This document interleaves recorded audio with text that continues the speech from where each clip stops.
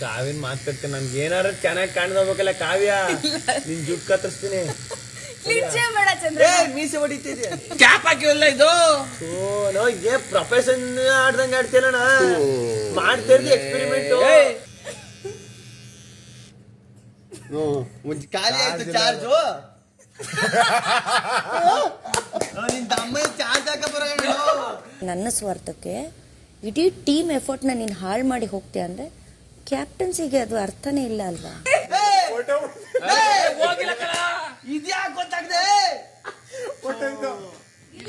ಏ ಹೋಗತ್ತಗೆ